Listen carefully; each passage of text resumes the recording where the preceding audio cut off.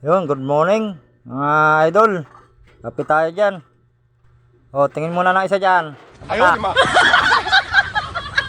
Kakape po si Kamata natin. Tingin muna isa. Ayan, nagkakape po si Kamata.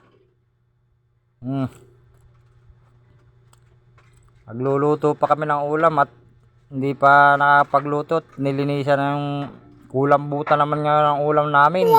Yun, maraming salamat sa nagbigay ng kulambutan.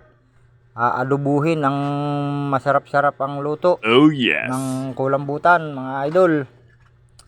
Ayan, oh. Tingin mo na, isa lang. Ayun, ma. Tanggala. Ayan, katatapos ko rin po magawa ng panlako-lako na pangmerienda ng alas 3. Ayan, mga idol. Ito lang ang pinakang hanap buhay namin talaga sa araw-araw. Simula nung magawa ko na ito ay nakakakain na kami ng 3 bisis sa isang araw. Thank you.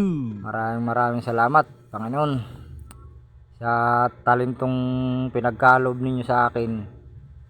Ayan, 2 kilo lang po ang gawa ko araw-araw. Nung hindi pa po ako natututo na yan, may pangungutang pa kami ng makakain namin. Ayan. Yan po ang pinagkakakitahan ko ngayon. Gaya paggagawa ng tinapay na pangmerinda. Ayan, oh. Sarap po yan. Hindi na po kayo mamaya mga pang alas 3 dyan. Sarap na merindahan, mainit-init mga idol. Ayan. Pares, panada, mga idol. Abangan nyo na lang alas 3 mga idol. Ang ating ginawang tinapay. Kompleto Ricardo yan mga idol. Malinamnam yan. Ayan. Ang alas 3 natin.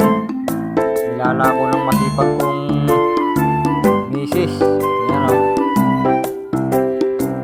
Ang masipag na misis sa buong mundo. Mga lanjo yan. Yan. Aba, nakasilpunan na si Kamata, oh. Wow! Tingnan natin ang pinapanood ni Kamata. Tingin mo na dyan isa lang. Aba. Talaga nakasilpunan si Kamata. Oh, yes.